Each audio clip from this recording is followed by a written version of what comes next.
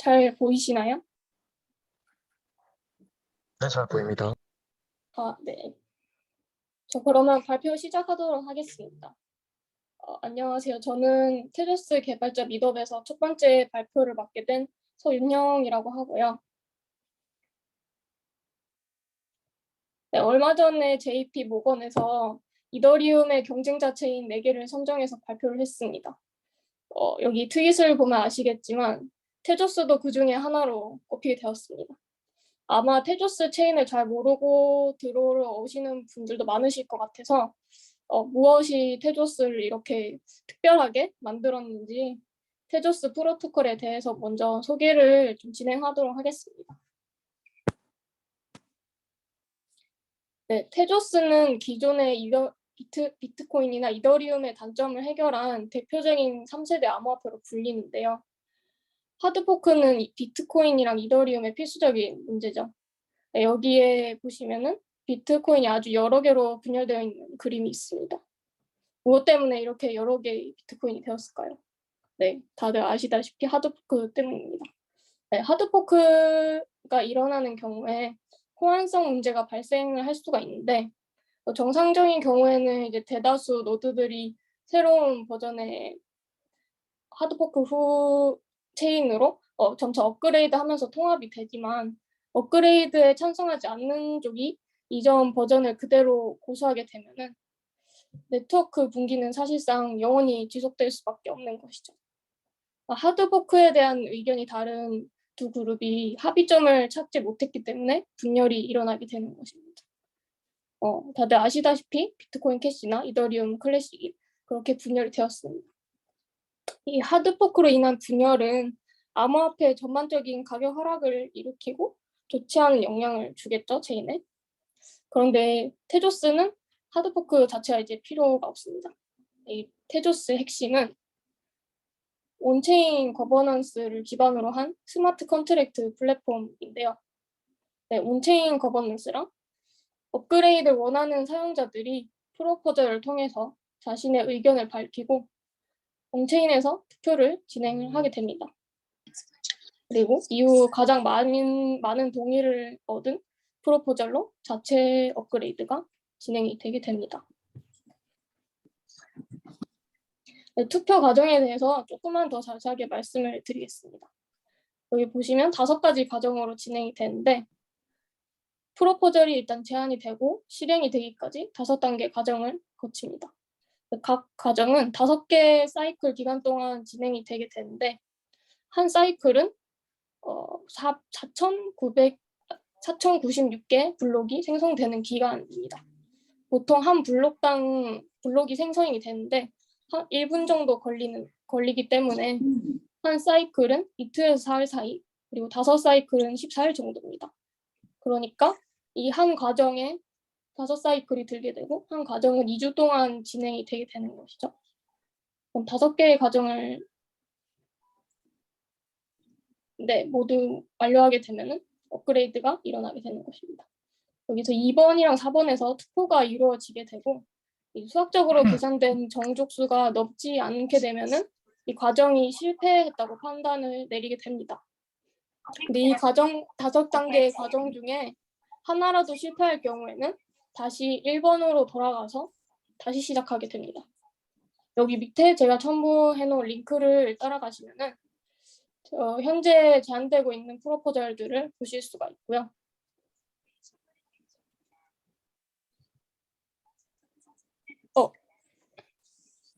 안 보이네.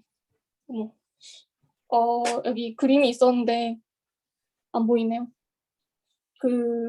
이 온체인 거버넌스를 통해서 업데이트된 일련의 과정을 그림으로 그려놓은 것이었는데 처음에는 아텐스 A 그리고 브레스트 A, 바빌론 2.0 그리고 카테지 2.0, 데파이 2도 이렇게 여러 종류의 업그레이드가 진행이 되게 됐습니다. 근데 그 중에서 브레스트 A랑 카테지 같은 경우에는 이제 아까 설명드린 5개의 과정 중에 하나의 과정이 실패하게 됨으로써 그 업그레이드 자체가 이제 프로포절 자체가 실패하게 되었습니다.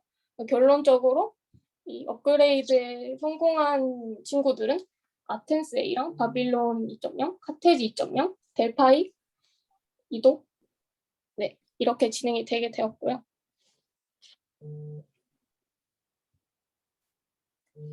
그리고 테조스 프로토콜의 전반적인 오버뷰에 대해서 설명을 드리겠습니다. 합의 알고리즘으로는 이 지분 증명을 변형한 형태인 LPOS 유동 지분 방식을 사용을 하고 있습니다. 테조스에서는 8,000개 이상의 태지 소유자 중에서 랜덤하게 대표자를 선출하고 대표자들끼리 합의해서 의사결정을 내리는 합의 방식을 채택하고 있습니다. 여기서 태지는 테조스의 기본 화폐 단위입니다. 근데 이게 이더리움처럼 이더처럼 단위를 쪼개놓아서 또 이제 웨이 같은 경우처럼 뮤테즈라는 단위를 만들어서 전송이 편리하도록 하였습니다.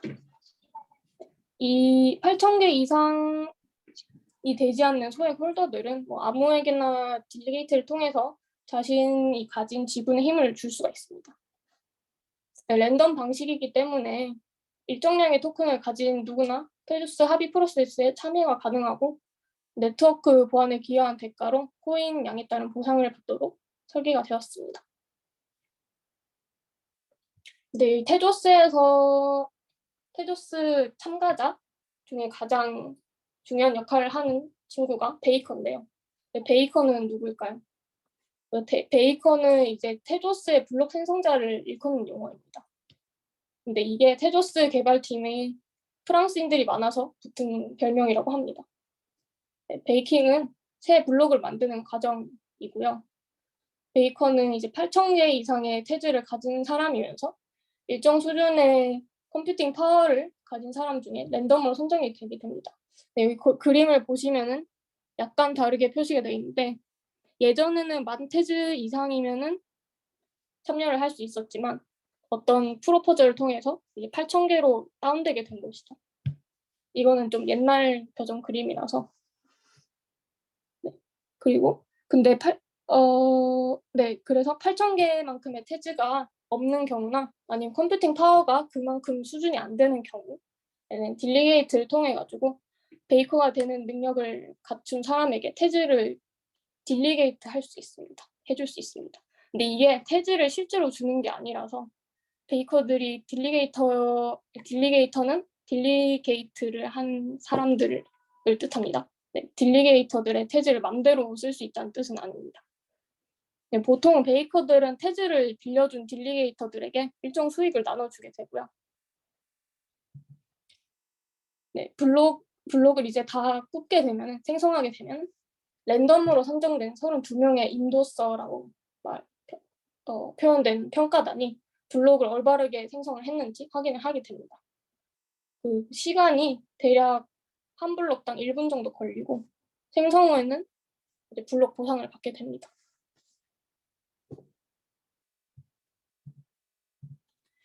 네. 근데 이제 개발자가 디앱을 개발할 때 다른 체인이 아닌 제가 지금까지 설명드렸던 테조스를 선택할 경우에 얻을 수 있는 장점이 있을까요? 네. 제가 생각하기로는 일단은 우선 솔리디티를 아마 쓰시는 분들은 많을 것 같은데 솔리디티보다 더 쉬운 언어를 쓰고 있다고 합니다. 네, 기존 언어랑 굉장히 비슷한 언어들을 쓰고 있는데 일단 테조스의 컨택트 개발 언어는 미켈슨과 리고, 몰리, 스마트파이 등이 있습니다.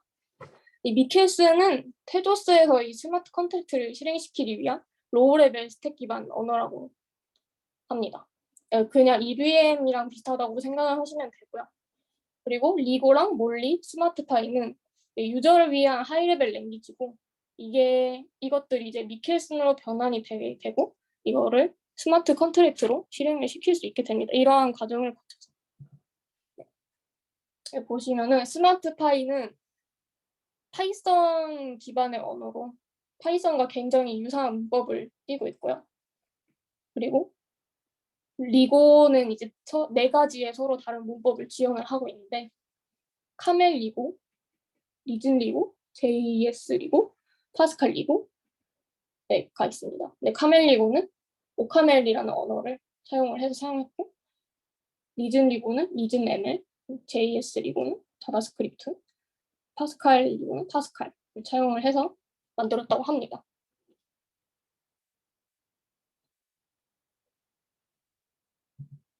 네, 그래서 이 왼쪽에 있는 코드는 스마트 파이로 작성된 코드고요. 이 스마트 파이로 작성된 코드를 컴파일 시키게 되는 경우에 옆에 오른쪽에 있는 미켈슨 코드로 변환이 되게 됩니다. 네, 그 과정을 그림으로, 아니 사진으로 네, 보여드린 거고요. 그 스마트 파이가 아무래도 개발자들이 가장 접근하기 쉬운 파이썬으로 이루어져 있다 보니까 제가 이거를 선택을 해서 튜토리얼을 한번 진행을 해보려고 합니다. 네, 여기 보시면은 smartpy.io 아이디에 들어가시면 이 온라인으로 아이디를 이용을 하실 수가 있거든요. 혹시 지금 컴퓨터를 가지고 계시는 분들이라면 여기 들어가셔서 한번 구경을 해보는 것도 좋을 것 같습니다. 네, 그래서 왼쪽에 이제 코드를 입력하게 되면은 오른쪽에는 아웃풋이 나오게 됩니다. 네, 여기 그림을 보시면은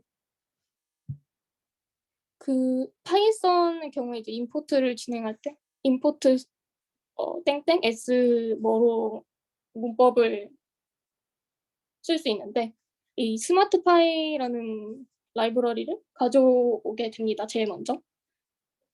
네, 이거를 가장 먼저 명시를 해줘야지 스마트파이를 사용을 할 수가 있고요.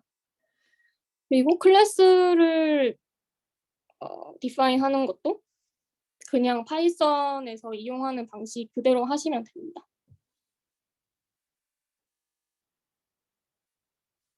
네, 이렇게 진짜 간단한 예제를 좀 가지고 와봤는데 이거는 칼큘레이터 그냥 간단한 계산기를 한번 코딩을 해볼 거거든요.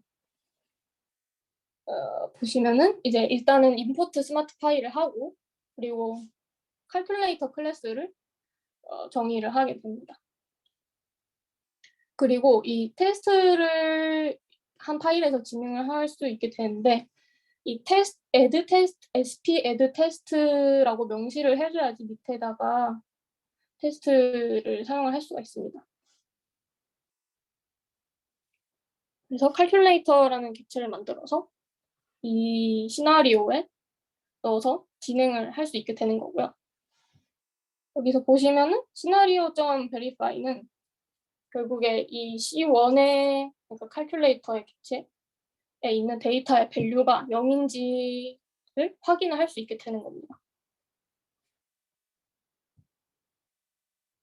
네, 그리고 sp.entryPoint라는 것을 명시를 하고 그 함수를 디파인 하게 되면은 클래스 안에서 함수 호출이 외부에서 가능하도록 하게 해주는 것입니다. 그래서 저 같은 경우에는 add랑 divide를 디파인 했는데 이건 여러분들이 원하시는 방식대로 코딩을 하시면 되고요. 대충 이런 식으로 전개가 된다는 것을 보여드리려고 가져와 봤습니다.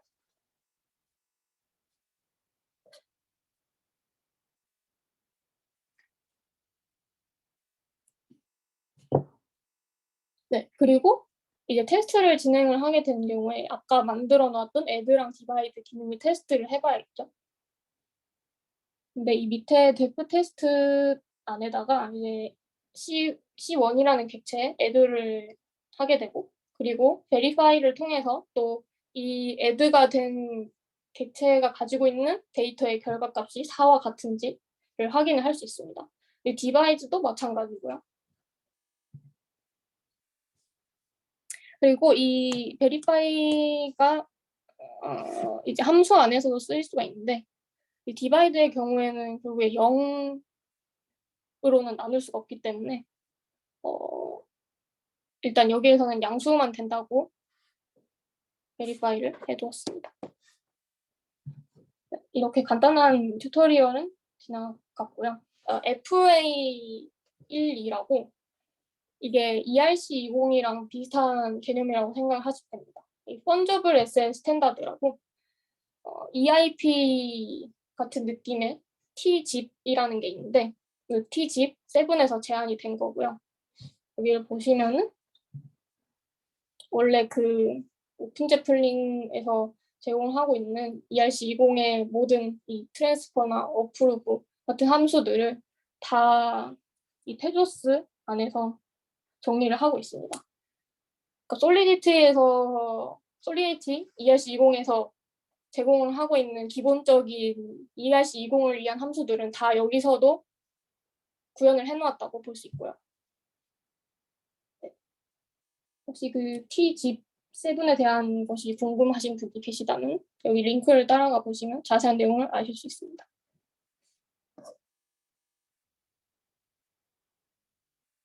네. 이것도 제가 아까 설명드린 대강의 문법을 따라서 이제 해석을 해보시면은 그렇게 어렵지 않게 이해를 하실 수 있을 것 같고요. 시간이 거의 다 되어서 일단은 이거를 그냥 넘어가도록 하겠습니다. 근데 거의 그냥 어프로브 같은 경우에도 이 셀러랑 어마운트가 ERC20에 들어가게 되잖아요. 여기에서도 그냥 셀러랑 밸류를 가지고 와서 진행을 할 수 있게 됩니다. 그냥 거의 비슷한 구조라고 보시면 됩니다.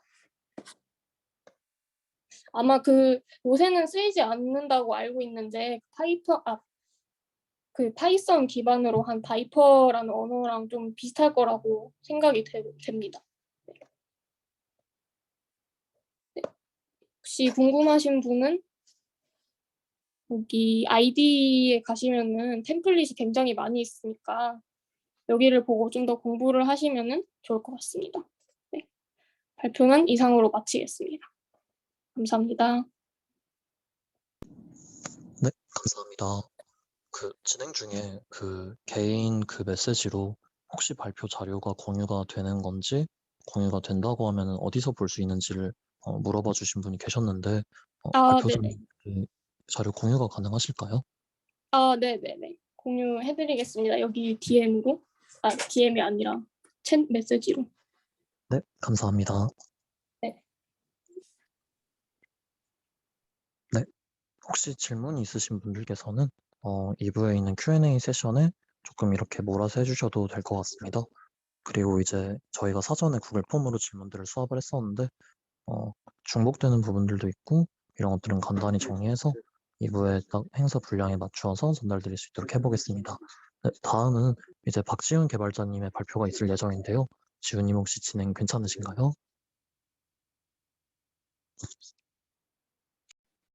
네, 제가 발표하도록 하겠습니다. 네, 감사합니다. 네.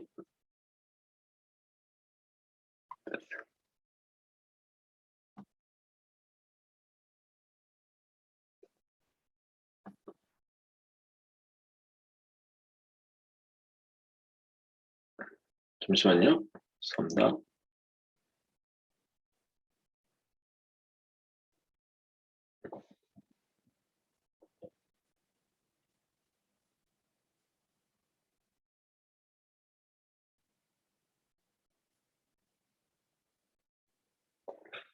예, 안녕하세요. 저는 그 제로널리지 서울이라는 커뮤니티를 운영하고 있는 박지훈이라고 하고요. 오늘은 테조스 상에서 프라이버시 기능을 어떤 프라이버시 기능을 제공하고 있으며 이걸 어떻게 활용할 수 있는지를 간단히 살펴볼 예정입니다. 그리고 요즘 이제 NFT가 좀 화두가 되고 있기 때문에 테조스 상에서도 사실은 NFT 프로젝트가 많이 올라와 있거든요. 그래서 그런 프로젝트들도 같이 한번 살펴보고 어떻게 NFT를 작성하고 테조스 상에서 디플로이 할 수 있는지에 대한 감을 잡을 수 있을 정도로 공유를 해드릴 예정입니다. 네, 그리고 오늘 주제는 프라이빗 NFT고요. 먼저 영지식 제로널리지, 그러니까 프라이버시 하면 여러 그 암호화 기술로 프라이버시를 제공할 수 있는데 저희는 이번 발표에서는 영지식 증명 관련해서 간단히 말씀드리고 테조스에서 영지식 증명을 활용하려면 어떻게 해야 되는지 그리고 그걸 활용한 프로젝트는 또 뭐가 있는지 등을 살펴보도록 하겠습니다. 일단 다들 익숙하실 수도 있는데 한번 좀 리캡하는 시간을 갖도록 하겠습니다. 영식 증명하면은 이미 좀 많이 보편화돼서 이해가 쉬우실 수 있는데요. GK 스나크라고 하는 프로프 시스템이 많이 알려져 있습니다. 즉 간단히 말씀드리면 영식 증명이라고 하면 내가 특별히 특정 사실을 알고 있는데 해당 사실을 어떤 사람에게 알려주지 않고 해당 사실을 알고 있는 사실을 알려주는 그런 프로토콜이라고 보시면 되고요. 여기 간단하게 좀 카툰을 넣어놨는데 이건 나중에 자료가 공유되면 한번 좀 읽어보시면 재밌을 것 같아서 넣어놨고요. 간단하게는 앨리스와 밥이 있고요. 앨리스는 밥이 운영하고 있는 그 상점에 들어가고 싶어하는 사람인데 그러니까 그 상점에 들어가기 위해서는 패스워드를 알고 있어요. 자신만의 패스워드가 있어야 됩니다. 앨리스는 자신의 패스워드를 밥한테 알려주기는 싫고 일종의 프라이버시 있는 거죠. 대신 그 패스워드를 알고 있다는 사실을 밥한테 증명하면 밥은 그 사실을 믿고 앨리스를 등장시켜 줄 수 있다. 보시면 될 것 같습니다. 그래서 시나리오는 방금 말씀드렸다시피 앨리스가 특정한 시크릿인 W를 알고 있고 이 알고 있다는 사실만 밥한테 증명하면 이제 밥은 굳이 그 시크릿을 알 필요 없이 앨리스를 입장시킬 수 있는 거죠. 그래서 보통 GK 스나크 그 영직 증명하면 여러 가지 단계가 있는데요. 먼저 셋업 단계라고 있습니다. 셋업 단계는 뭐냐면 방금 말씀드렸던 여기서는 앨리스가 밥한테 증명해야 되는 게 그 특정 자기가 알고 있는 그 사실 시크릿의 해시 값을 먼저 오픈해 놓고 그 해시 값이 특정 시크릿에서 나왔다라는 것만 증명하면 되거든요. 즉 여기 보시면은 이 프로그램 특정 W의 해시 값이 X와 동일하다라는 프로그램이 있고 이 프로그램을 기반으로 해서 영지식 증명을 위한 여러 가지 변수를 만들어내는 제너레이터, 그 다음에 영지식 증명을 생성하는 프루버, 그 다음에 그 프루프를 검증할 수 있는 베리피케이션 알고리즘 이 세 가지가 총 셋업이라고 볼 수 있고요. 먼저 첫 번째 단계는 베리파이어가 제너레이터 알고리즘을 이용해서 프루빙 키와 베리파잉 키를 뽑아내는 단계가 필요합니다. 이때는 입력값으로는 그 프로그램이 들어가게 되고 그리고 람다라고 하는 시크릿 값을 넣어서 제너레이터 알고리즘을 통해 프루빙 키, 베리파잉 키를 뽑아내게 됩니다. 여기서는 그 프루빙 키 같은 경우는 프루버가 영식 증명을 생성하는데 사용되는 키고요. 베리파잉 키 같은 경우는 그 베리파이어가 그러면 일부러 저는 영지식 프루프를 검증하는데 그런 애들은 실패할 거니까 그 파트너 잠시만요. 지금 저희 완전 정통 사례를 제대로 만들어 놓고 다른 분이 하려고 우리가 먼저 제가 음성을 시킬 수가 없어서 그런데요. 지금 네, 감사합니다. 네, 그래서 프루빙 키와 베리파잉 키가 이제 생성되고 나면은 프로버 즉 앨리스는 프루빙 키와 그다음에 자기가 오픈되어 있는 그 해시 값 X 그다음에 자기만 알고 있는 시크릿 값을 통해서 영지식 프루프를 만들어내게 됩니다. 네, 이 프루프를 가지고 베리피케이션 즉 밥이 영지식 프루프와 그다음에 제너레이터 알고리즘에서 나온 베리파잉 키 그다음에 이미 오픈되어 있는 해시 값인 X를 통하면은 이게 베리피케이션 알고리즘을 통과하면 앨리스가 해당 시크릿을 제대로 알고 있다는 게 증명되는 거고요. 틀리면은 앨리스가 이제 모르고 있다는 거죠. 이런 식의 여러 가지 단계를 거치게 됩니다. 이게 보통 영지식 증명에서 쓰이는 방식이고요. 네. 근데 이런 영지식 증명이 그럼 과연 어떻게 쓸 수 있냐고 봤을 때 방금 보셨듯이 특정 시크릿을 남한테 알려주지 않고 뭔가를 증명하고 싶을 때 이제 프라이버시 기능으로도 쓰일 수 있고요. 아니면은 컴퓨테이션 인티그리티를 확보하는데 영지식 증명이 또 쓰일 수 있습니다. 아까처럼 그런 해시 값을 검증하는 알고리즘을 제대로 돌렸다라는 거가 증명이 되는 게 또 영지식 증명에 쓰일 수 있어서 보통 많이들 아시는 레이어 2에 올라가는 롤업이라든지 그런 것도 영지식 증명을 통해서 사용될 수 있습니다. 앞에서 보셨던 알고리즘 자체는 이제 셋업 단계가 필요한 스나크라는 알고리즘이고요. 뭐 한가지는 스타크웨어에서 많이들 얘기하는 스타크도 있고 아니면 스나크 방금 보셨던 그런 것도 있습니다. 그래서 영지식 증명이 상당히 좀 최근 들어서 개발 속도가 상당히 많이 나오고 있거든요. 보시면은 아까 전 보셨던 이런 간단한 알고리즘을 영식 증명을 생성하기 위해서 셋업 단계도 필요하고, 셋업 단계가 필요한데, 사실 셋업 단계가 각 프로그램마다 동작하기에는 일반적인 프로그램을 지원하기에는 되게 번거로운 작업이 될 수 있거든요. 그래서 사실은 그런 셋업 단계가 없는 게 여기 보시는 스타크라는 알고리즘들이 있고요.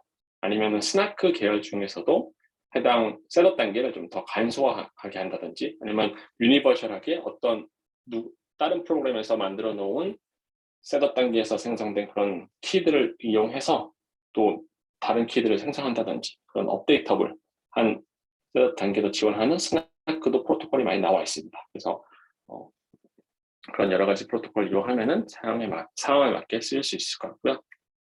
그럼 테조스에서 과연 이런 영지 증명을 어디까지 지원하고 있느냐라고 봤을 때, 아까 처음 세션에서 윤영님이 얘기했던 그 2도 단계에서 현재 BLS128, BLS12381 릴리트 커브를 지원하고 있습니다. 이게 뭐냐면 아까 처음 제가 카툰에서 보여드렸던 그 베리피케이션 알고리즘에서 이 BLS 일리프틱 커브를 기반으로 해서 그 프루프를 검증하는 코드가 돌아가거든요. 지금 보통 얘기하는 페어링 기반의 암호화학이라고 하는데, 이게 현재 테조스 상에서 올라가고 테조스 상에서 동작하는 스마트 컨트랙트에 해당 BLS 12381 기반의 페어링을 동작할 수 있도록 코드가 지원되어 있습니다. 그러면 이 코드를 기반으로 해서 스마트 컨트랙트를 구성하시면 그 프루버가 생성한 영지식 증명을 스마트 컨트랙트 상에서 이제 검증할 수 있게 되는 거죠. 그런 식으로도 이제 현재 지원되어 있고요. 그러면은 테조스 상에서 영지식 증명을 활용한 프로그램을 어떻게 짤 수 있느냐라고 봤을 때는 조크레이티스라는 프로그램이 있습니다. 이건 뭐냐면은 이더리움 상에서는 이미 일반적으로 좀 영지식 증명 프로그램을 쓸 때 많이 쓰이는 프로그램이거든요. 사용자가 하이 레벨 언어로 프로그램을 짜면 조크레이티스라는 툴로 영지식 증명을 생성할 수도 있고요. 그 다음에 해당 영지식 증명을 스마트 컨트랙트에서 검증할 수 있는 솔리디티 코드도 나옵니다. 그래서 그 조크레이티스 툴을 이용하면 사실 테조스 상에서도 해당 영지식 증명을 검증할 수 있는 코드를 만들 수 있거든요. 간단하게 보시면 조크레이티스 튜토리얼을 나중에 따로 찾아보시면 될 것 같고요. 조크레이티스가 하이 레벨 언어로 이런 식으로 프로그램을 짤 수 있습니다. 여기서 보시면은 A 곱하기 A가 B다라는 이런 간단한 프로그램을 짤 때 A를 오픈하고 싶지 않으면 이렇게 프라이빗하게 명시해주면 되고 B만 오픈하게 해주면 되고요. 이게 하나의 아까 그 카툰에서 보셨던 프로그램을 보시면 되고, 이거를 컴파일 하는데 컴파일 기반은 BLS 12381 기반으로 해서 해당 프로그램 컴파일 하겠다라고 하면은 이제 이 프로그램을 기반한 영식증을 생성하는 단계가 완성된 거고요.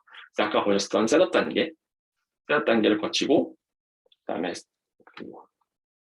셋업 단계를 거치면 아까 보셨던 그런 프로빙 키, 베리파잉 키를 생성할 수 있게 됩니다. 여기 보시는 G16 이거는 아까 보셨던 스나크에서 특정 스킴인 그로스 16이라는 스킴을 기반으로 해서 프로빙 키와 베리파잉 키를 생성하는 그런 옵션인데요. 이것도 나중에 한번 참고하시면 좋을 것 같고, 셋업을 해서 말씀드렸듯이 베리파잉 키, 프로빙 키를 뽑아내게 되면 그 다음은 조크레이티스에서 베리파이어를 엑스포트할 수 있습니다. 이거 뭐냐면 아까 말씀드렸듯이 솔리디티라든지 아니면 원래 조크레이티스는 이더리움 기반용이니까 그런 영지식 증명을 검증할 수 있는 솔리디티 코드를 뱉어내는 그런 명령어고요. 이렇게 되면 솔리디티 코드를 얻을 수 있고, 그 다음으로 그 조크레이티스 컴퓨트 위트니스라고 하면은 위에서 보셨던 337과 거기에 대한 제곱승을 한 게 요거다. 거기서 위트니스를 실제로 계산하는 그런 방식이 되고,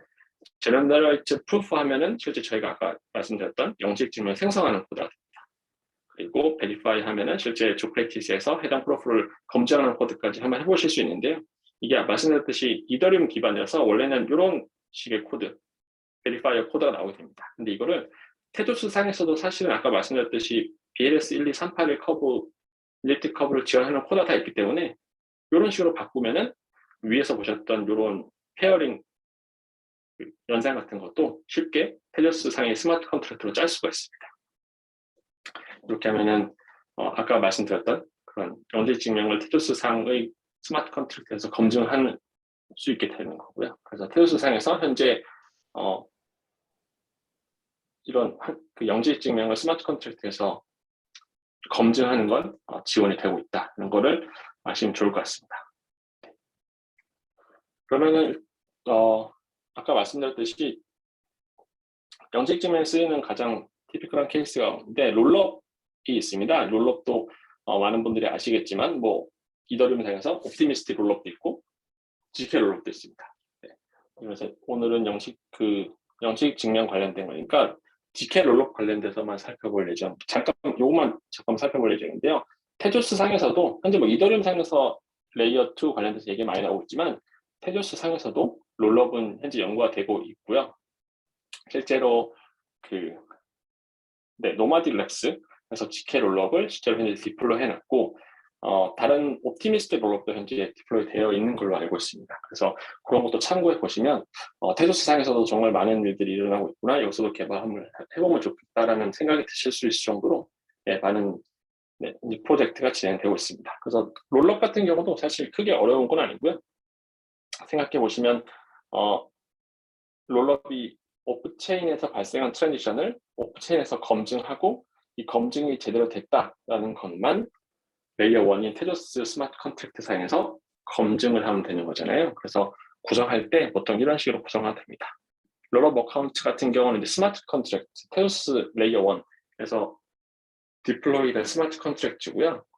거기서 이제 여러 가지 밸런스라든지 아니면은 이런 서킷을 어떤 걸 썼다든지 뭐 그런 것들을 이제 디플로이 하게 되는 거고, 이거를 기반으로 해서 보시면 베리파이 할 때도 베리파이 하는 코드 자체는 그러니까 레이어 2, 즉 오프체인 상에서 특정 이전 스테이트에서 그 다음 스테이트로 넘어갈 때 발생했던 트랜지션들이 이 스테이트 트랜지션이 제대로 됐다, 즉 그 컴퓨테이션 인티그리티가 보장된다라는 거를 GK 롤업에서 영지 증명으로 증명만 하면 되기 때문에 베리파이 같은 경우도 이전 스테이트, 새로운 스테이트, 그 다음에 특정 거기서 발생했던 오퍼레이션들 그런 것들을 같이 넘겨주고 마지막으로 프루프까지 넘겨주면은 해당 트랜지션들을 굳이 테조스 레이어 1의 스마트 컨트랙트 사이에서 다 실행시킬 필요 없이 해당 프루프만 검증하면 이 올드 스테이트에서 뉴 스테이트로의 스테이트 전환이 레이어 2에서 제대로 이루어졌다는 게 검증되기 때문에 그런 식으로 구성할 수 있는 거고요. 네, 요거는 제가 노마딕 랩스 거를 가져왔는데 그것도 코드가 다 오픈되어 있어서 한번 보시면 좋을 것 같습니다. 그럼 간단히 하고 넘어갈게요. 네, 그래서 그러면은 지금까지는 영시증명이 테조스 상에서 어떻게 지원되고 해당 영시증명을 활용한 롤업을 알아봤는데, 이번에는 테조스 상에서 NFT가 어떻게 이루어지고 있는지를 간단히 보시도록 하겠습니다.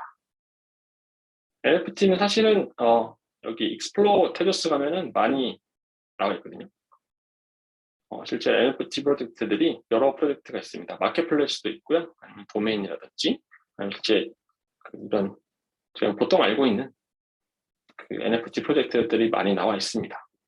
코드도 오픈돼 있어서 참고하시면 좋을 것 같은데, 여기서 드리고 싶은 말은 실제 아까 윤영님께서 처음 설명하셨을 때 FA 1.2는 이제 펀저블 토큰, 저희가 보통 알고 있는 ERC20 토큰을 얘기하는 거고요.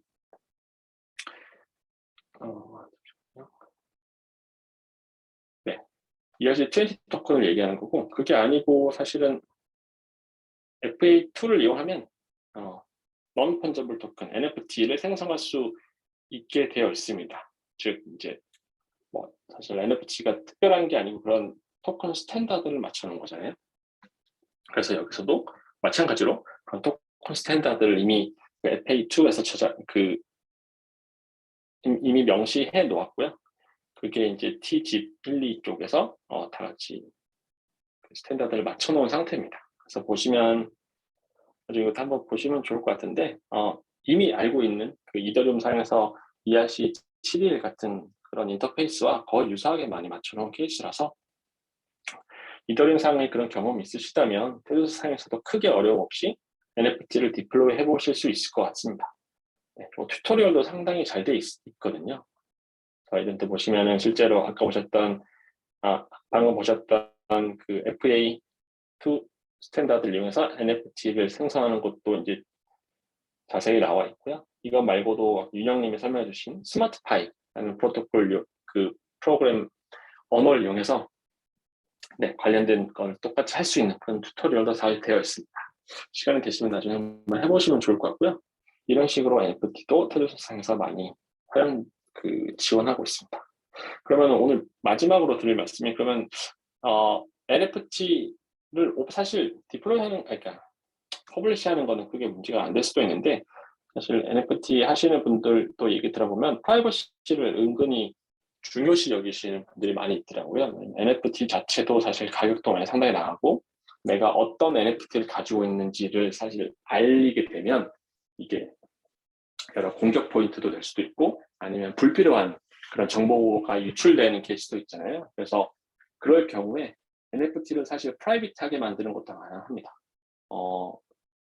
생각해 보시면은 그게 어려운 게 없는 구조가 될 수 있는 게 뭐냐면 감출 정보, 저희가 그것만 정하면 되는 거죠. 어떤 정보를 감출 것이고 어떤 정보를 오픈할 것이냐만 정하면 NFT의 알고리즘도 테조스상에서 편하게 이미 스탠다드로 지원하고 있고 프라이빗 기능을 위한 그 영지식 증명 관련된 기능도 테조스의 스마트 컨트랙트 상에서 지원하고 있기 때문에 쉽게 프라이빗 NFT를 구성할 수 있을 거라고 생각됩니다. 여기 보시면 여기서는 이제 예제가 특정 상점에 내 특정 상점에서 어떤 물건을 샀을 때 해당 인보이스 같은 것들은 이제 NFT로 만들고 그걸 관리하는 케이스인데요.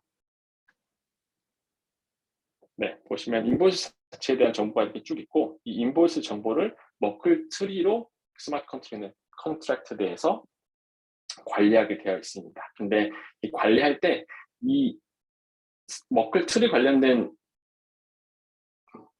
그 인보이스 로우 데이터를 머클 트리에 다 넣어서 스마트 컨트랙트에 저장하는 게 아니고 인보이스 값을 해시 값을 뜨고 그 해시 값에 대한 머클 루트만 테조스 스마트 컨트랙트 상에서 계속 보관하게 되는 거죠. 그리고 해당 NFT를 실제로 사용하겠다라고 하면은 테조스 상에 있는 스마트 컨트랙트에 해당 인보이스에 대한 나의 소유권만 증명하면 됩니다. 그 소유권이라 하면 이렇게 되는 거겠죠.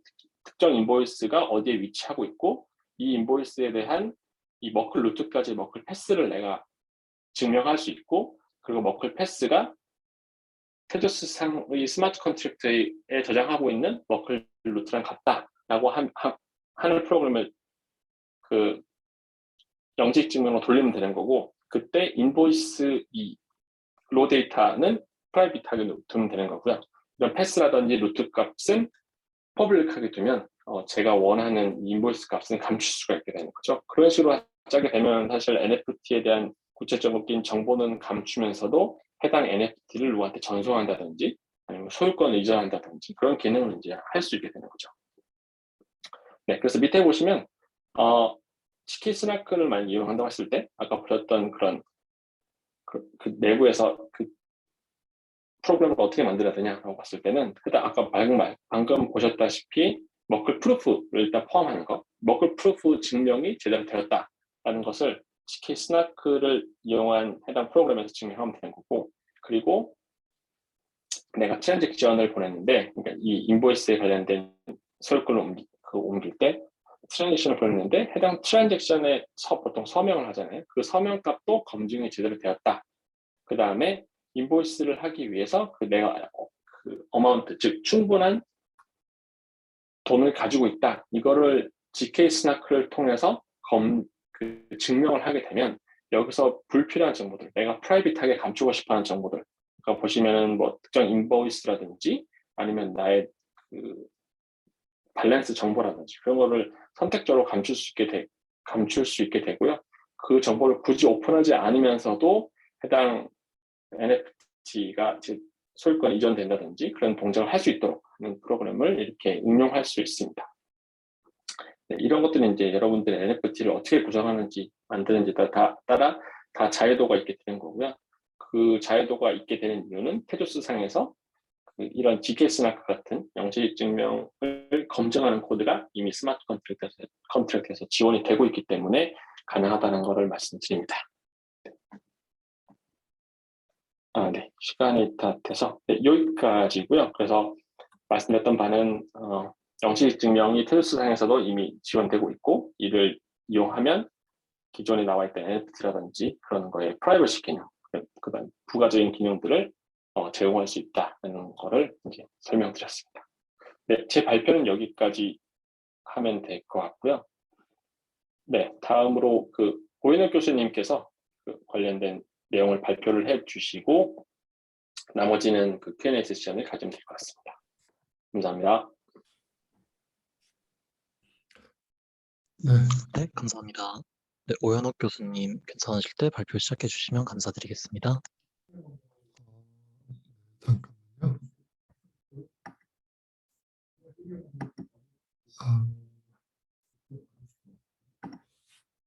이 화면 공유 때문에 약간 시간이 좀 걸릴 것 같습니다. 괜찮습니다. 천천히 여유 있게 진행해 주셔도 될 것 같습니다.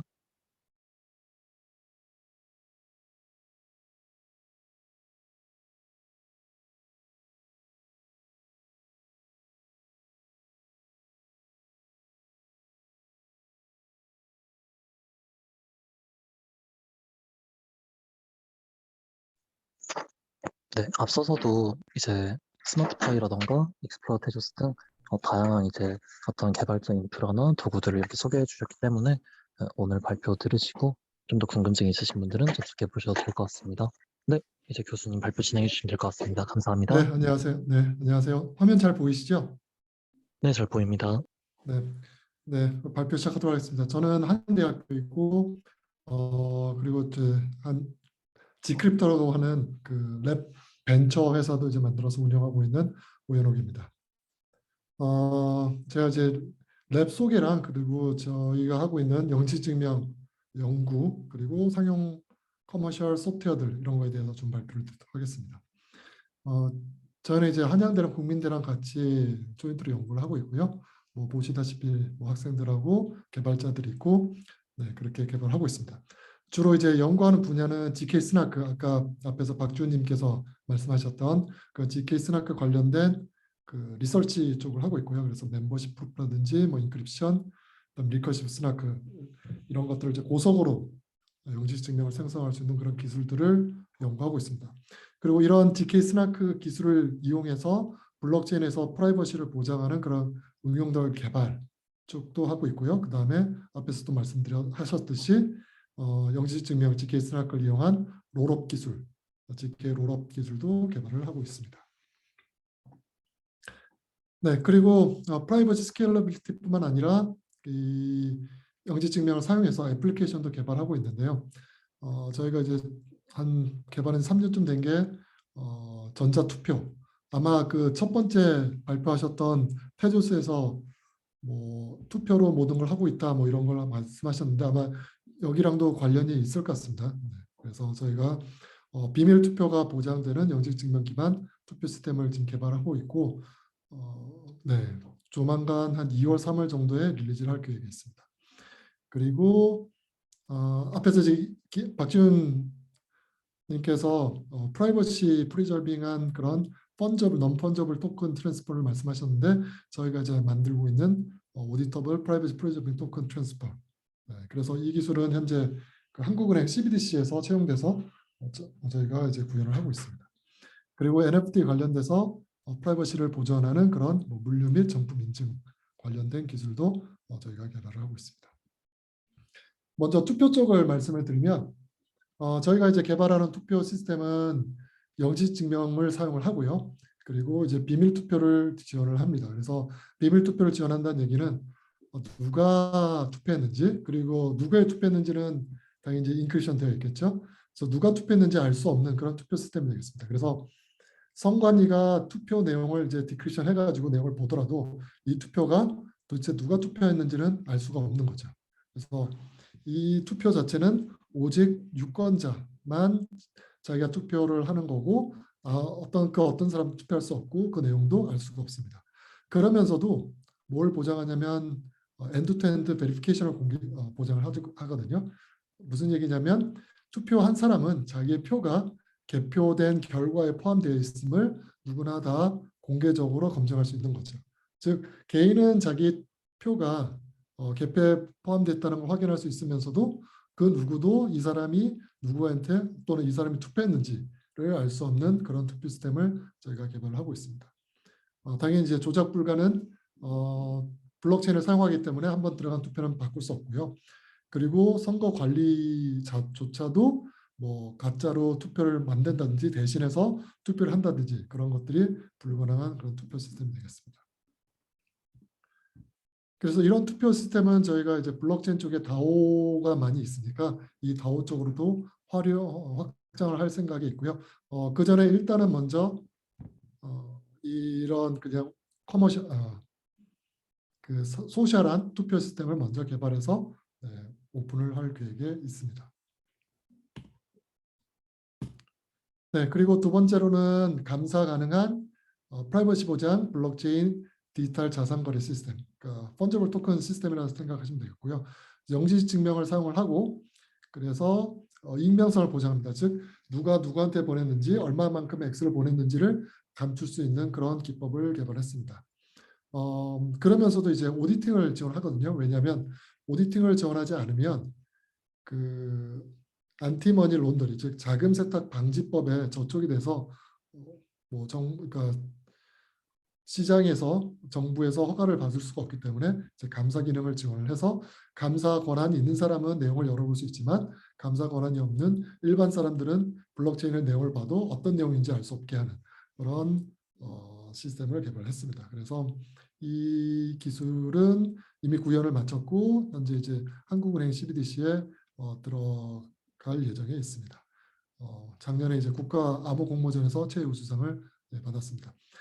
저희가 이제 이 시스템을 개발하면서 사실 제일 어려웠던 점이 실제로 뭐 영지 증명을 만들고 하는 게 말처럼 그렇게 쉽지는 않거든요. 사실은 프로토콜도 개발을 해야 되고 서킷 회로도 만들어야 되고 그러면서도 그 프루프를 생성을 해보면 프루프를 생성하는데 시간이 꽤 오래 걸립니다. 그래서 저희가 처음에 개발했던 거를 했을 때는 증명 하나를 만들었는데 40초 정도 시간이 걸렸어요. 그런데 저희가 좀 옵티마이즈를 많이 해서 지금 한 2.6초 정도, 즉 샌드를 하게 되면 뭐 프루프를 생성하는데 2.6초 안에 다 생성되는 것을 확인할 수 있습니다.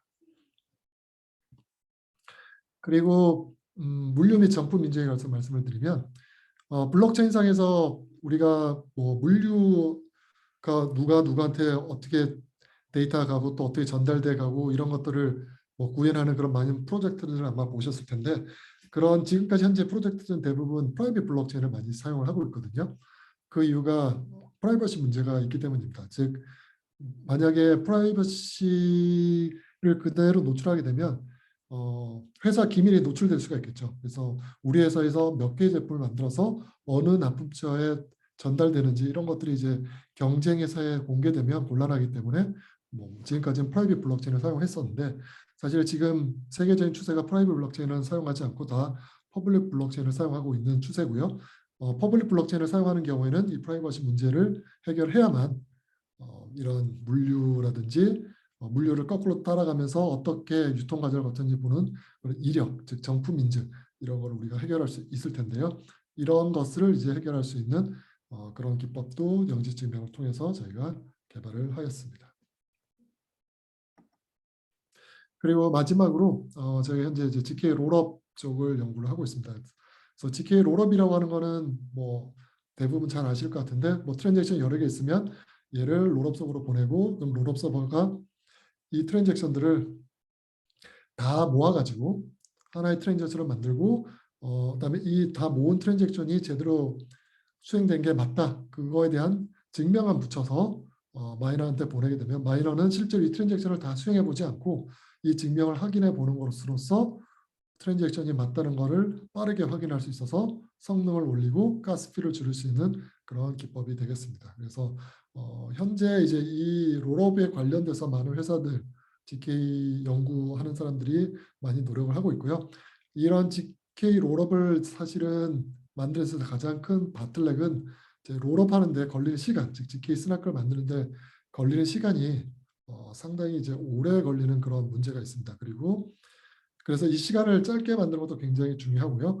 그 다음에 트랜잭션이 현재 롤업들은 간단한 샌딩, 돈을 보내는 정도, 그 정도만 지원을 하고 있고 좀 복잡한 트랜잭션들, 제너럴한 트랜잭션, 뭐 디파이 같은 트랜잭션 같은 경우에는 아직 롤업, GK 롤업 같은 경우에는 제대로 아직 구현되어 있지 않습니다. 그 사실 가장 큰 문제가 성능 때문이죠. 그래서 일반적인 클서를 돌리기에는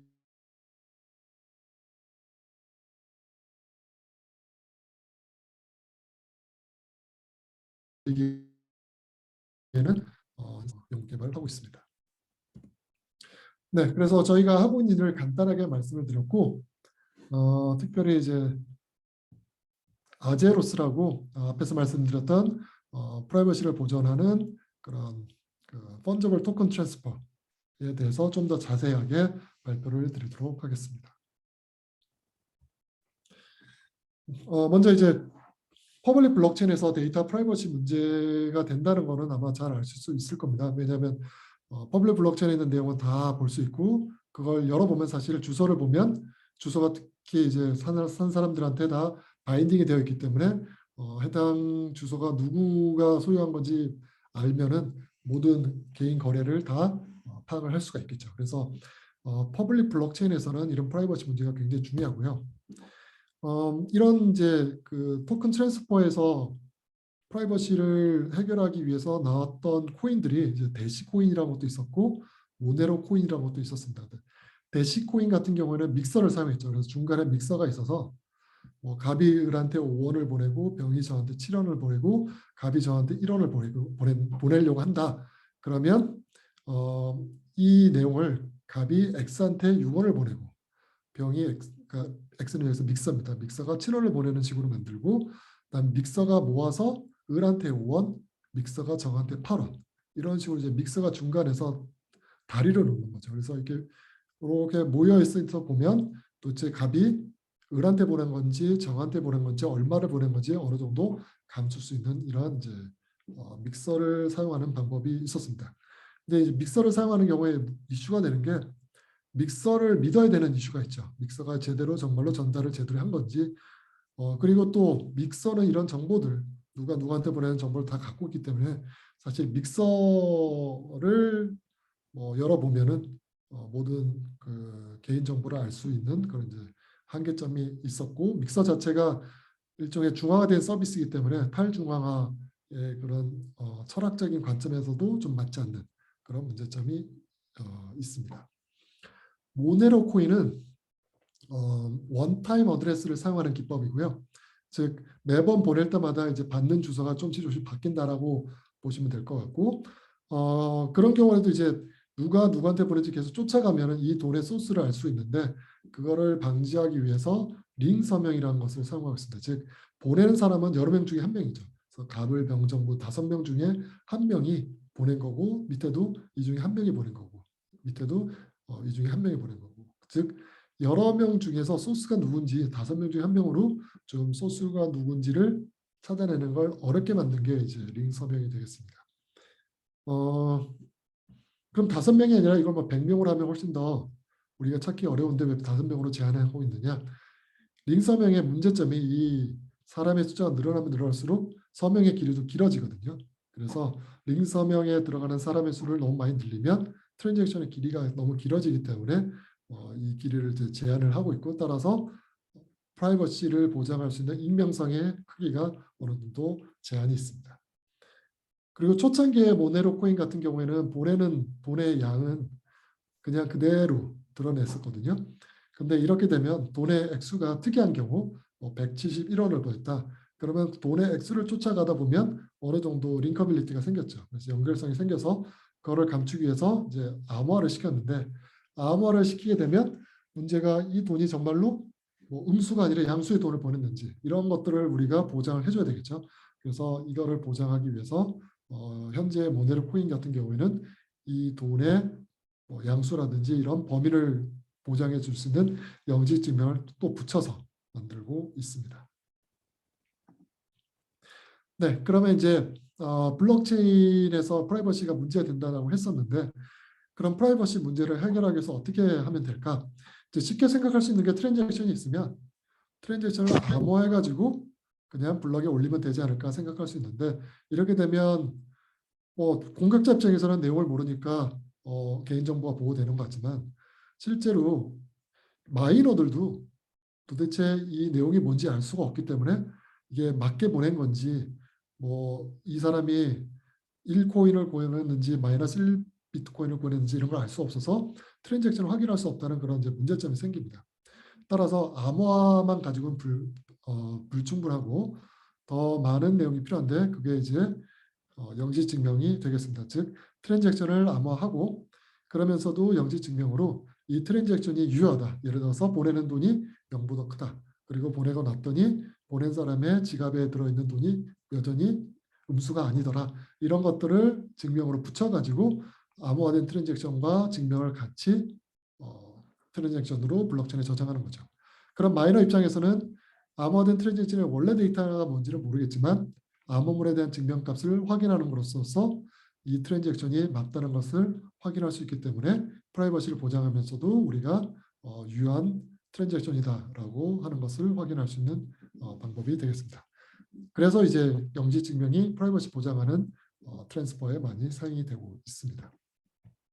그럼 여기서 영지 증명이 무엇이냐? 앞에서 이미 많이 말씀하셨는데 간단하게 말씀드리면 증명하는 사람이 있고 그다음에 이 증명하는 사람은 어떤 비밀 정보를 가지고 뭔가 증명을 만들어내면 검증자는 이 비밀 정보 없이도 이 증명만 보고도 입력과 출력이 관계가 맞구나 하는 것을 확인할 수 있는 그런 이제 암호학적 기법이 되겠습니다.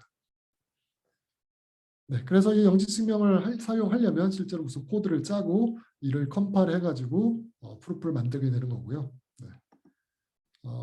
예를 들어서 내가 어떤 함수, 나이를 체크하는 그런 함수를 만들었는데 여기서 나이는 안 보여주면서도 나이가 19세보다 크다 이런 걸 증명하고자 한다. 그럼 어떻게 하면 되냐면 먼저 이런 함수에 해당되는 내용을 기술을 해야 되겠죠. 네, 조크라테스든 아니면 로우레벨 코드든 어떤 기술을 해야 되고 그다음에 이 코드에 대해서 어떤 컴파일 과정과 비슷한 과정을 거칩니다. 그래서 컴파일 과정을 거치게 되면 프루프가 생성이 되고 이 프루프를 검증자가 받아서 나이 정보는 보지 않고 나이의 해시값 이런 정보랑 프루프랑 결합을 시켜서 이 함수가 제대로 수행이 됐구나, 즉 19세보다 많았구나 하는 것을 확인할 수 있게 됩니다. 네, 그러면 이제 GKP 기반, 영지증명 기반으로 익명 거래를 하는 기술들이 지금까지 나와 있는 걸 살펴보면은 앞에서 지금까지 가장 이제 유명한 게 Gcash가 있고요. 그다음에 Gcash 이후에도 여러 가지 논문들이 나와 있습니다. 호크도 있었고, 제스 같은 경우에는 스마트 컨트랙트로 작성을 해서 Gcash를 스마트 컨트랙트로 만든 것이라고 보면 되고요. 블럭 메이즈라는 것도 있고, 제더는 큐럼에서 사용하는 일종의 모네로랑 좀 비슷한 그런 기법이 될 거고, 아제로스는 이제 저희가 개발한 기법이 되겠습니다. 그래서 이 기법들을 어느 정도 이해하시려면 기반이 되는 이제 Gcash 기법을 간단하게라도 이해하고 있으시면 훨씬 더 쉽게 이해할 수 있을 것이라고 생각합니다. 그래서 Gcash를 좀 간단하게 설명을 해드리도록 하겠습니다. Gcash는 일단 프라이빗 페이먼트, 즉 풀리 프라이빗 페이먼트, 즉 누가 보내는 건지 그 정보를 하나도 가르쳐주지 않고 트랜잭션을 만들 수 있는 그런 기법을 만드는 것을 이제 목표로 하고 있습니다. 그래서 Gcash에서는 이제 두 가지 타입의 트랜잭션을 지원하는데요. 하나는 트랜스페어런트 TXO, 즉 비트코인 같이 그냥 다 공개되어 있는 거죠. 누가 누구한테 얼마 보냈다 공개되어 있는 게 있고, 그 다음에 실디드, 이거는 영지 증명 붙어가지고 모든 내용이 감춰져 있는 이런 두 가지 타입을 지원을 하고 있습니다. 트랜스페어런트는 우리가 그냥 익히 알고 있는 거니까 잘 알고 있는 거고요. 우리가 이해될 거는 밑에 있는 실디드, 트랜잭션이 어떻게 일어나는지 알면 되겠죠. 그래서 이 실디드 트랜잭션을 만들기 위해서는 그 Gcash에서는 세 가지 이제 해시 펑션을 사용하고 있습니다. 그래서 SK라고 하는 그 비밀 키가 있고 비밀 키를 해시한 게 퍼블릭 키고요. 이 퍼블릭 키를 이제 공개 주소로 사용을 하고 있습니다. 그리고 실디드 트랜잭션을 만들기 위해서는 뭘 이제 실디드 트랜잭션을 소유하고 있는 사람은 밸류 값을 알아야 되고요. 그리고 어떤 랜덤 값을 알고 있습니다. 그래서 밸류 값과 랜덤 값 그리고 자기의 퍼블릭 키 값 이 세 개를 전부 다 해시해 가지고 나온 결과를 우리가 이제 코인이라고 부르고 이 코인이 사실 블록체인에 저장이 되어 있는 거죠. 이 코인을 사용을 하려면 밸류가 얼마였는지 그리고 랜덤 R 값이 얼마였는지 이걸 아는 사람만이 사용을 할 수 있게 되겠습니다. 그래서 블록체인을 보면 코인, 즉 해시 값이 쭉 저장되어 있고요. 그다음에 이제 코인들을 누구한테 다른 사람한테 보내게 되면 이 코인은 두 번 쓰면 안 되겠죠. 그래서 어떤 코인들은 두 번 쓰지 않는 걸 보장하기 위해서 널리파이어라고 하는 값을 쭉 저장하고 있습니다. 그래서 이 널리파이어 값은 특정한 코인이 사용됐다는 건데 사실 이 널리파이어 값만 보고는 어떤 코인이 실제로 사용됐는지는 알 수가 없습니다. 그래서 이 두 가지 정보가 있고 나머지는 트랜스페런트 정보는 그냥 비트코인과 동일한 형태로 저장이 되어 있습니다. 그래서 실제로 이제 트랜잭션을 만들려고 할 때는 두 가지가 있겠죠. 일단 먼저 코인을 소유하고 있는 사람이 있을 겁니다. 이제 코인을 소유하는 사람이 자신의 퍼블릭 키가 있고 밸류가 있고 그다음에 어떤 랜덤 값이 있으면 이 밸류를 두 가지 형태로 보낼 거예요. 하나는 트랜스페런트하게 PK 더블 프라임한테 V 더블 프라임으로 보낼 거고 PK 프라임과 프라임한테 V 프라임 값만큼만 비밀스럽게 보낼 생각이에요. 그래서 밑에 거는 상관없고 이제 위에 거를 어떻게 만드는지 보면 물론 입력값과 출력의 합은 동일해야 되겠죠. 그래서 어떻게 만들 거냐면 이제 받는 사람이 사용할 수 있는 코인을 보낸 사람이 만들어줍니다. 그래서 코인 프라임이라고 하는 거는 받는 사람의 퍼블릭 키 그리고 받을 사람의 밸류 그리고 받을 사람이 사용할 랜덤 밸류 이 세 개를 해시해 가지고 코인 프라임을 만들어 주고요. 그다음에 자신의 코인은 이제 더 이상 쓰면 안 되겠죠. 이제 이 코인을 날려야 되기 때문에 코인을 날리기 위해서 어떻게 만드냐면 이 코인 값과 자기의 SK, 자기의 프라이빗 키죠. 프라이빗 키를 해시해 가지고 나온 값, 이 널리파이어를 만들게 됩니다. 즉 코인이 고정되어 있으면 자신이 똑같은 SK를 쓸 테니까 코인을 두 번 사용하게 되면 똑같은 널리파이어가 두 번 나와서 두 번 코인을 사용하는 것을 막을 수 있도록 하는 용도로 사용을 하고 있습니다. 네, 그래서 코인을 이제 돈을 보낸 사람은 이 코인 프라임 값과 널리파이어 값을 두 개를 생성하게 됩니다. 그 다음에 이제 영지 증명을 만들어야 되겠죠. 그래서 트랜잭션에 들어갈 값은 뭐냐면 이 새로운 코인 프라임 값과 널리파이어 값과 V2 프라임은 이제 공개된 값이겠죠. 그리고 커런트 머클 루트라고 하는 건 뭐냐면 앞에서 우리가 코인들이 쭉 저장되어 있다고 했잖아요. 그런데 이 사람이 보낼 코인이 어떤 건지를 알려주지 않으면서도 이 중에 하나의 코인을 사용해서 보낸다라고 할 거거든요. 그래서 이 전체 코인을 나타내는 이제 이 코인들을 해시해서 만든 머클 트리 루트 이 값을 가지고 있습니다. 그리고 위트니스 즉 비밀 정보인데 비밀 정보는 비밀키 값과 이 코인 원래 사용했던 코인의 밸류랑 랜덤 그리고 새로 만들어진 코인의 받을 사람 밸류 랜덤 값 그 다음에 사용될 코인이 어떤 머클 추리 패스를 타고 왔는지 그런 것들을 이제 비밀 정보로 가지고 있습니다. 그래서 서킷으로는 어떻게 되냐면 서킷에서는 사용될 코인이 실제로 들어있는 코인이었다. 그런 패스 정보가 있을 거고요. 그 다음에 새로 만들 코인이 제대로 해시해가지고 만든 게 맞다. 그리고 밸류가 입력과 출력이 맞더라. 그러면서도 출력이 다 0보다 크거나 같다. 그리고 널리파이어가 제대로 만들어진 게 맞다. 이런 것들을 우리가 서킷을 만들어서 프루프로 작성을 하게 됩니다. 그러면 트랜잭션은 받을 코인과 널리파이어 값과 프루프 이 세 개를 마이너한테 보내게 되고요. 마이너는 이 프루프를 이 입력이 돼서 체크하는 것으로서 이게 맞다는 것을 확인하고 확인이 되면 이제 정상적으로 등록이 되겠죠. 그리고 사용하는 입장에서는 R'과 V' 값을 알아야지 이 코인 프라임을 사용할 수 있기 때문에 G캐시에서는 이 두 개의 값을 PK 프라임, 즉 받을 사람한테 전달을 해주게 됩니다. 즉 비밀스럽게 전달을 해두든지 인크립션해서 전달해야 되는데 G캐시는 실제로는 이 값을 인크립션해서 블록체인에 저장을 하게 됩니다. 그럼 이제 마이너 입장에서는 프루프를 체크를 하고 그다음에 널리파이어가 있던 적이 없었다. 즉 두 번 쓴 게 아니더라. 그러면 이 트랜잭션은 제대로 된 거니까 이 코인 프라임을 머클트리에 넣게 되고 널리파이어도 널리파이어 리스트에 저장을 하게 됩니다. 그래서 요약을 하자면 코인이라고 하는 것 자체는 계속 증가되는 값이에요. 계속 늘어가서 즉 쭉 저장되어 있고 그다음에 어느 게 사용되는지는 우리가 알 수 없고 어떤 코인을 사용되는지 알 수가 없어서 보낸 사람이 누군지 알 수 없는 그런 프라이버시를 제공해 줍니다. 네, 그래서 G캐시 자체는 이제 확장을 많이 해서 뭐 여기에 서킷에 더 다른 추가 증기를 넣어서 세금을 매긴다든지 뭐 에스코를 지원한다든지 이런 것도 있었고요. 뭐 호크 같은 경우에는 이걸 확장해서 경매를 어떻게 할 수 있는지 이런 연구들도 있었습니다. G캐시 같은 경우에는 이런 트랜잭션을 지원하는 블록체인을 비트코인 기반으로 새로 만들었던 거고요. 제스는 이것을 이제 이더리움상에서 동작할 수 있도록 스마트 컨트랙트로 작성을 하였습니다.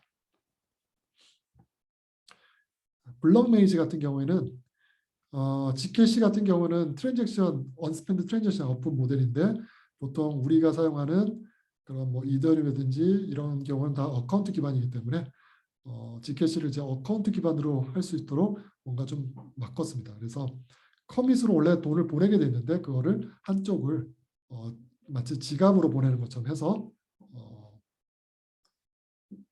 어카운트를 만들 수 있도록 하는 그런 기법을 만들었고, 네. 블록 메이즈도 사실은 이제 이것을 지원하는 블록체인을 따로 개발을 하였습니다. 제더는 이제 앞에서 말씀드렸듯이 모네로랑 비슷하게 링 시그니처랑 링 사이퍼 텍스트 이런 걸 사용해서 즉 일부 중에 한 명이 보낸 거다. 뭐 이런 정도의 프라이버시를 제공하는 기법이라고 생각하시면 될 거고 실제로 제더 같은 경우에 쿼럼 블록체인에 들어가서 사용이 되고 있는데 오버헤드가 상당히 큰 그런 스킴입니다. 실제로는. 네, 그래서 아제로스를 이제 잠깐 말씀을 드리면 아제로스는 기존과 다른 점이 기존 기법에서는 프라이버시, 그러니까 G캐시 같은 프라이버시는 다 제공하는데 오디터빌리티, 감사 기능은 제공을 하지 않고 있습니다. 무슨 얘기냐면 기존 기법 같은 경우에는 서킷 안에 인크립션이 제대로 되었다 이런 것들을 포함하고 있지는 않거든요. 왜냐하면 인크립션까지 서킷 안에 포함되게 되면 너무 프루프를 생성하는데 오래 걸리기 때문에 그쪽은 빠져 있습니다. 즉 무슨 얘기냐면 트랜잭션에 인크립션 돼서 뭔가 내용이 들어가 있는데 그 내용이 틀리더라도 우리가 알 수가 없는 거죠. 즉 오디터가 틀린 내용을 보더라도 알 수가 없기 때문에 이제 오디팅이 어려울 수도 있습니다. 그래서 이제 저희가 개발한 아제로스에서는 G캐시에 있는 내용을 다 지원을 하고 그리고 인크립션 내용도 서킷에 집어넣어서 인크립션이 되었다는 걸 확인할 수 있게 하고 그리고 오디터가 디크립션을 제대로 할 수 있도록 하는 기법으로 작성을 하였습니다. 네, 그래서 저희가 아제로스를 만들 때 사용했던 기법들은 이제 커미먼트가 있을 거고요. 그리고 인크립션 기법도 있고 그다음에 코인이 그 중에 하나다 나타내는 머클 트리 이 세 개가 이제 빌딩 블록으로서 사용돼서 만들었습니다.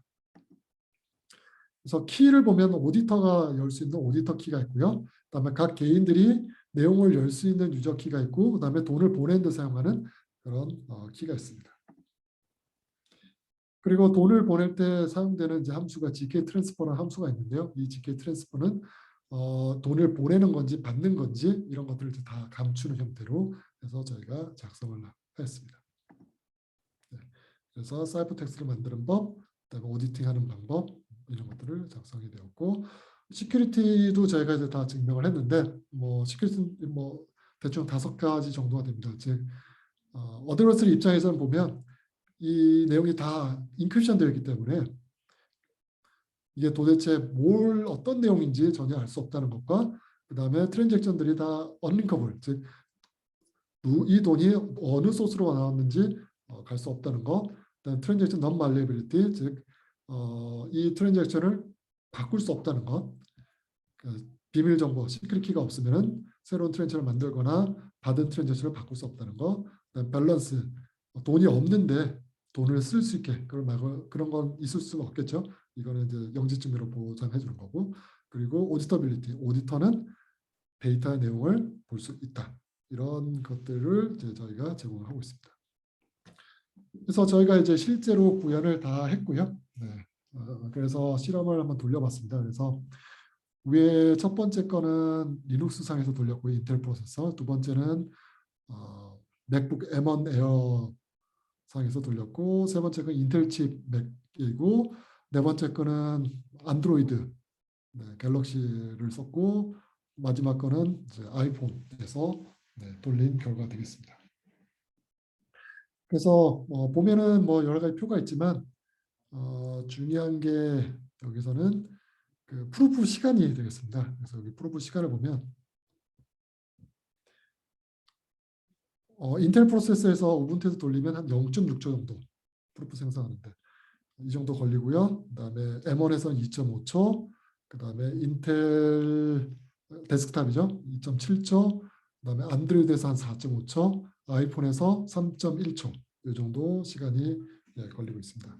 그리고 해시 함수들도 보면 해시 함수가 이제 머클 트리를 만들어서 패스를 만들고 이런 쪽에 써야 되기 때문에 영지 증명에 적합한 해시 함수를 쓰는 게 좋거든요. 그래서 MIMC라든지 포세이돈 같은 경우는 영지 증명에 적합한 그런 해시 함수입니다. 그래서 이걸 쓰면은 프루프 생성하는데 굉장히 빠른 반면에 이 머클 트리를 이제 트랜지션 들어올 때마다 계속 유지해야 되는데 그 트리 계산하는데 가스가 소비가 됩니다. 그래서 MIMC 같은 경우는 한 100만 가스, 포세이돈 같은 경우는 1.500만, 그러니까 150만 가스, 샤 같은 경우는 50만 가스 정도 들고요. 그리고 페어링 같은 경우에 저희가 이제 이더리움 상에서 테스트했을 때 페어링, 즉 이더리움 같은 경우에도 페어링 함수가 프리컴파일드 컨트랙트도 있거든요. 있어도 가스 코스트가 한 40만 정도 가스가 소요됨을 알 수가 있습니다. 그리고 이제 다른 기법과 비교한 결과인데요. 아제로스랑 제스가 이제 스마트 컨트롤도 구현되어 있고 저희도 스마트 컨트롤 구현되어 있고, 사실 저희 아제로스 만들 때 제스 코드 베이스로 해서 저희가 많이 이제 작성을 한 부분이 있습니다. 물론 이제 영시 증명 생성은 별개로 만들었고요. 그래서 보면은 아제로스 같은 경우에 GK 트랜스퍼 샌드하는 함수죠. 이게 한 4.3초 걸리는 데 비해서 제스 같은 경우에는 서킷 안에 인크립션이 없는데도 불구하고 10초 이상 걸리는 걸 이제 확인할 수 있고요. 블럭 메이즈랑 이제 비교한 건데요. 블럭 메이즈 같은 경우에는 보면 저희가 GK 트랜스퍼를 하는데 요건 이제 파라미터 세팅이 달라서 시간 차이가 나는 거거든요. 왜냐면 이거 이제 샤를 쓴 거고 위에 거는 MIMC를 사용한 거라서 해시 때문에 차이가 나는 거라서 샤를 사용하는 게 24세컨드가 걸리는데, 블럭 메이즈는 시간을 보면 뭐 6초, 6초, 9초, 18초 이렇게 되어 있는데 실제로 저희가 돌려보면 30초, 35초 뭐 이 정도가 걸립니다. 실제로 이 논문에서 어떻게 나와 있냐면 이 시간들은 뭐 부가적으로 서킷을 읽고 하는 시간은 뺐다라고 되어 있거든요. 저희는 이제 다 포함한 시간이고, 그래서 실제 시간은 블럭 메이즈가 저희 거보다 더 적게 계산해서 불구하고 더 많은 이제 시간이 걸리고 있습니다. 그래서 키 사이즈도 보면 저희가 100메가고 블럭 메이즈는 300메가쯤 되는데 사실 이 키 사이즈에 비례해서 거의 프루프 생성 시간이 걸린다라고 생각을 하시면 되겠습니다. 네, 그래서 결론을 말씀을 드리면 저희가 이제 아제로스라고 하는 오디팅 가능한 영지 증명 기반 펀저블 토큰 트랜스퍼를 만들었고, 사실 연구실 내부에서는 넌 펀저블 토큰도 이미 이제 완성이 되어 있는 상태입니다. 네, 그래서 이거를 이제 저희가 커머셜라이즈해서 뭐 론칭을 할 계획에 있습니다. 그리고 모든 시큐리티들은 저희가 포멀하게 브루프를 했고요. 현재 단계는 이제 저희가 실험을 하고 있고 논문을 작성해서 다음 달에 있을 학회 이제 논문을 제출할 계획이 있습니다. 이것 외에도 저희가 앞에서 본 것 같이 그런 그 물류 및 정품 인증이라든지 투표라든지 이런 거에 관련된 논문들도 있고요. 그 다음에 이거 외에도 GK 스나크에 관련된 성능 향상이라든지 고속 멤버십 프루프라든지 이런 거에 관련된 연구 결과들도 많이 있어서 혹시라도 GK 스나크라든지 블록체인 프라이버시 확장성에 관심이 있으신 분들은 저희 회사나 연구실 홈페이지에 있는 논문이라든지 글, 그 다음에 유튜브에 있는 내용들을 참조해 주시면 될 것 같습니다. 네, 발표를 마치도록 하겠습니다.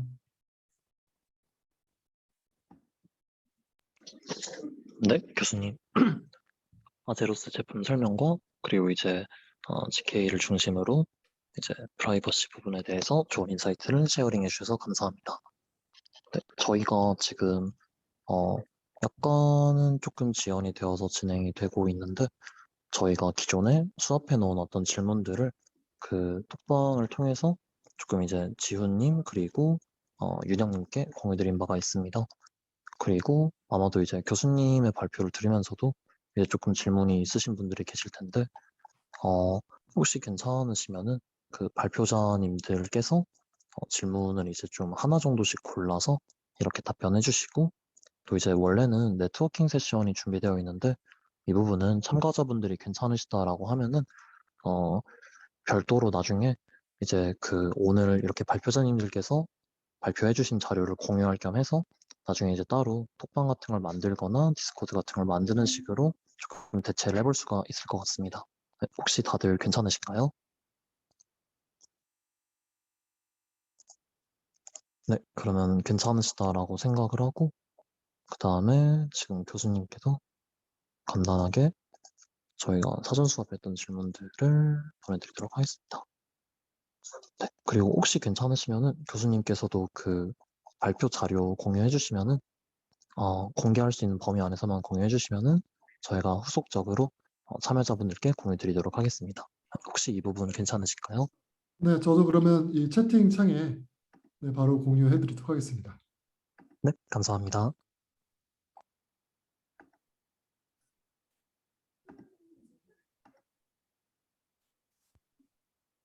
네, 그러면은 혹시 이제 윤영님과 지호님께서 첫 번째 개발자 세션에서 간단하게 어떻게 스마트 컨트랙트를 테조스 체인에서 개발할지 그리고 프라이빗 NFT에 대해서는 이제 지호님께서 잘 이렇게 설명과 발표를 진행을 해주셨습니다. 그리고 이제 오현원 교수님께서도 지금 발표 자료를 업로드 해주신 바가 있습니다. 네, 혹시 해당 질문 셋에서 뭔가 이제 이 부분에 대해서 인사이트를 나눠주고 싶으신 부분이 있으시면은 이 부분에 대해서 말씀해 주셔도 좋을 것 같고요. 그 외에는 어차피 후속적으로 네트워킹이 가능한 그런 방을 만들려고 하고 있기 때문에 거기에서 Q&A를 대신해서 진행을 해도 될 것 같습니다. 네, 박지훈님과 유타윤영님 간단하게 의견 공유해 주시면은 그대로 진행해 볼 수 있도록 하겠습니다. 네, 다른 톡방 만들어서 이제 공유하는 것도 매우 좋을 것 같고요. 다만 지금 미리 받은 질문들 중에 저희가 답할 수 있는 내용들이 몇 개 있어서 알려드리고 마치면 좋을 것 같은데요. 네, 너무 좋습니다. 그러면은 네, 간단하게 진행해 주시면 감사드리겠습니다. 네네. 여러 가지 질문 중에 저희가 몇 개만 뽑아서 하겠습니다. 네, 테조스가 감사합니다. 개발자 친화적인 이유가 궁금하고 개발자 도구로 뭐가 있냐라고 이제 여쭤보셨는데요. 사실은 그리고 다른 메인넷에 비해 개발 언어가 어렵다고 알려져 있는데 괜찮은가요? 라고 되어 있잖아요. 네, 요거는 아마 윤영님도 커버를 하셨었는데 보시면 실제로 스마트 컨트랙트를 짤 수 있는 언어가 되게 다양하게 있습니다. 특히 로우 레벨에서는 미켈슨이라고 하는 언어로 사용자가 좀 더 스마트 컨트랙트를 파인그레인하게 컨트롤하고 싶을 때는 그런 언어를 써도 되는데, 아니면은 실제로 파이썬이라든지 아니면 다른 언어에 익숙하신 분들을 위해서 보셨던 스마트파이라든지 아니면 여러 언어들이 상당히 좀 많이 있더라고요. 저희 다 써본 건 아니지만. 그래서 오히려 어렵다기보단 오히려 더 선택권이 많지 않나는 생각도 들고요. 그리고 보시고 파이썬 같은 경우에 익숙하시면 스마트파이를 쓰셔도 좋을 것 같고, 자바스크립트 관련해서도 제가 알기로는 다른 언어가 있는 걸로 알고 있는데 그 옵션이 많다는 게 오히려 더 장점일 것 같습니다. 다만 이제 워낙 그 스마트 컨트랙트 하면은 솔리디티가 아무래도 좀 이렇게 다른 분들은 다 익숙하셔서 하겠지만 이미 그 아까 보여드렸던 개발 문서라든지 그런데 튜토리얼이 상당히 잘 정리되어 있거든요. 그래서 필요에 따라서 참고할 수 있는 자료가 상당히 많이 있더라고요. 그래서 그런 면에서 개발자 친화적인 이유가 될 수 있을 것 같고요. 개발자 도구 자체도 예전에 비해서 많이 이제 그 안정화된 걸로 알고 있습니다. 아까 보여드렸던 NFT 관련해서도 TG NFT라는 툴도 그걸 활용하면은 쉽게 이제 NFT 관련 툴을 개발해 본다든지 아니면 아까 보셨던 IDE도 웹상에서 실제로 간단하게 해볼 수 있는 그런 플레이그라운드 형식으로 많이 만들어져 있어서 개발하시기에 이제 그 배리어가 많이 내려왔다라고 생각이 들고요. GK 스나크 또 다른 질문으로는 GK 스나크가 테두스 생태계에서 어떻게 쓰고 있는지 요거 아까 제가 라는 질문이 있었는데요. 요거는 아까 제가 커버해드렸듯이 이미 GK 스나크를 활용한 롤러 프로젝트가 디플로이 되어 있고요. 그 다음에 최신 그 업그레이드 버전인 2도에서 GK 스나크를 위한 여러 암호학적인 그 라이브러리들이 많이 오픈되어 있기 때문에 아까 보셨던 프라이버시를 위한 기능들을 지원하는 스마트 컨트랙트를 짜는 게 큰 무리는 없을 걸로 현재 생각이 됩니다. 네. 네, 좋은 커버링 너무 감사합니다. 네, 그 오연학 정도일 것 교수님, 같습니다. 네. 네, 감사합니다. 오연학 교수님께서 이제 테조스가 솔리디티도 지원하는지 간단하게 올려주셨는데, 혹시 네. 이제, 네, 별도의 코멘트 해주실 수 있을까요? 제가 알고 있기로는 지원을 제가 네, 답변하겠습니다. 민영님, 네. 제가 알기로는 테조스 위에서 작동을 시킬 수 있는 그 리고라는 프로그래밍 언어가 있는데 솔리디티를 넣으면은 이제 리고로 컴파일 변환시켜주는 그런 컴파일러가 있다고 알고 있습니다. 네, 그리고 감사합니다. 네, 그 질문 셋 중에 저도 하나 답변을 드리자면은 보안성에서 장점을 갖는다면 어느 부분에서 발생하나요? 하드포크에 대한 걱정이 없다는 부분인가요? 에 대해서 하드포크 보안성에 대해서 블록을 검증할 수 있는 사람들이 많다는 거를 보안성으로 꼽을 수 있는데 하드포크가 일어나는 경우에는 그 블록 검증자들이 상대적으로 이제 나뉘게 됩니다. 분산되게 되는데 테조스의 경우에는 하드포크가 필요 없고 온체인 거버넌스를 통해서 셀프 업그레이딩 되는 체인이기 때문에 아무래도 블록 검증자들이 그대로 남아있고 오히려 더 늘어날 거라는 가정을 할 수 있고 그 부분에서 보안성에 장점을 갖는다고 할 수 있을 것 같습니다. 네, 감사합니다.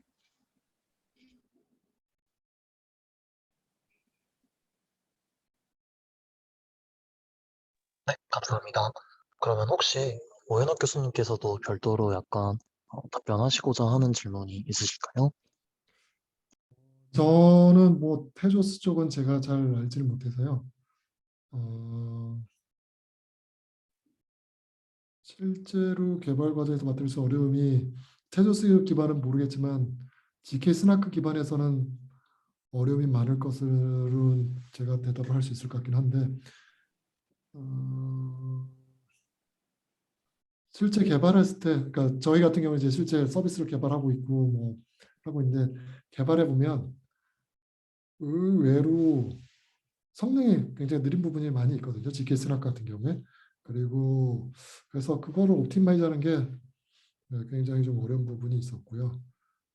그리고 또 어려운 점이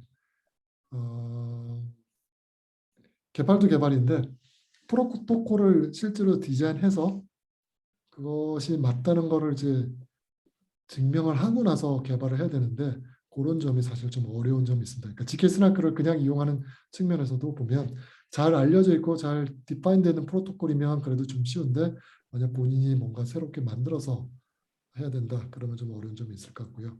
네. 그 외에는 제가 뭐 답변할 수 있는 그런 질문은 없는 것 같습니다. 네, 감사합니다. 사실은 이제 교수님께서 어떻게 보면은 지금 만들고 계신 프로덕트, 물론 테조스 기반이 아니더라도 아제로스에 대해서 설명을 해주셨기 때문에 아마도 이제 어떤 보안성이나 스케일러빌리티 면에서 점들을 고려해야 하는가에 대해서도 참여자분들께 답변이 되었으리라고 생각을 합니다. 네, 여기까지 저희가 아마도 8시 20분에서 30분까지로 일정이 잡혀 있었던 것으로 아는데요. 네, 조금 길어지기는 했지만 그래도 너무 훌륭한 개발자 세션 그리고 오현호 교수님의 이제 세션으로 진행이 다 마무리가 될 것 같습니다. 네, 아마도 앞서 말씀드린 대로 오늘 올려주셨던 3개의 발표자료 PDF를 별도의 방식을 통해서 공유드릴 것으로 생각이 되고요. 네, 그 다음에 다시 한번 이번 개발자 미덕에 준비에 도움을 주신 테조스 코리아 그리고 이제 TG 에이펙 그리고 이제 네, 커뮤니티 빌더인 논스 클래식까지 정말 고생 많으셨습니다. 감사합니다. 네, 혹시 마지막으로 코멘트 있으신 분들께서 남겨주시고 네, 별도로 없으시면은 네, 오늘 세션은 종료할 수 있도록 해보겠습니다. 더불어 오늘 녹화된 내용은 추후에 자료와 함께 공유드릴 수 있도록 하겠습니다. 네, 감사합니다. 네, 감사합니다. 감사합니다.